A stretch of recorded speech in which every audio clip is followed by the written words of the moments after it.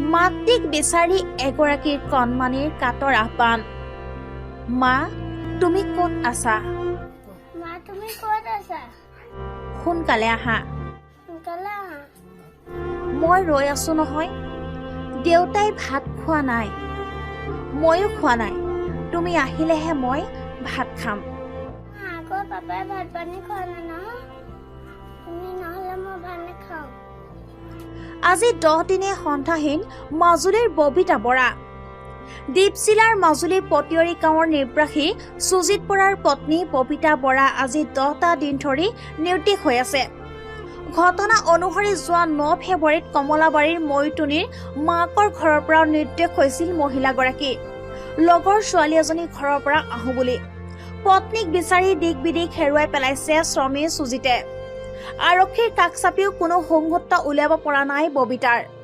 যোৱা 9 ফেব্ৰুৱাৰী পুৱা 7 বজাত মৰিতুনিৰ মাকৰ ঘৰৰ পৰা ওলাই গৈ 9 বজাত কমলাবাৰীৰ পৰা ফেৰীয়ে অকলেই পাৰ হৈছিল। মহিলাগৰাকী কলৈ গৈছে তাকে ভাবি চিন্তিত হৈ পৰিছে পৰিয়ালৰ লোক। ইফালে পৰিয়ালৰ লোকে ববিতা বৰাৰ মোবাইলত ফোন কৰি আছে যদিও কোনো ফোন ৰিচিভ কৰা নাই মহিলাগৰাকীয়ে। আজিৰ পৰা 5 দিনৰ পূৰ্বৰ পৰা ববিতা বৰাৰ ফোনটো ছুইচ অফ হোৱাৰ পিছত ব্যাপক চিন্তিত হৈ পৰিছে শ্ৰমিক, কন্যা, সন্তানসহ পৰিয়ালৰ লোক। আৰক্ষীৰ তদন্ত ক্ষীপ্ৰতৰ কৰাৰ কাতৰ আহ্বান পৰিয়ালৰ। মা, তুমি ক'ত আছা? আমি আছো নহয়। গুচি আহা। আকৌ পাপাই ভাত পানী খোৱা নাই নহয়।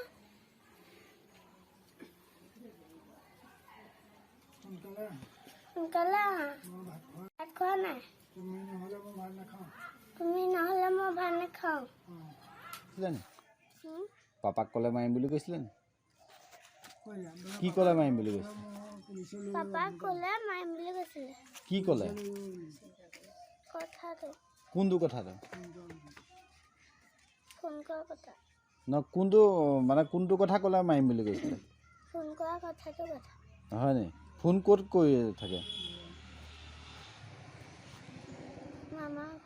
মামা ঘৰ পৰা কৰিয়ে থাকে নি? হয় নি? তাত কি কয়? ফোনত কি পাতে? নাজানো, মই ওচৰত নাথাকো নহয়। মই বৌৰ লগতে থাকো। হয় নি?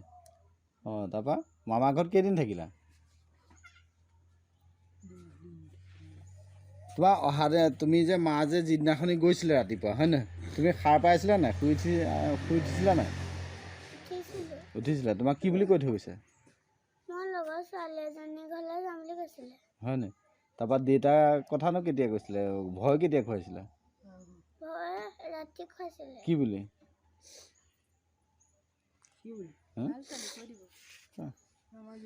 কি বুলি ভয় খুৱাইছিলে? ৰাতি কেইটা বজাত? ৰাতি 2টা বজাত। কি বুলি ভয় খুৱাইছিলে?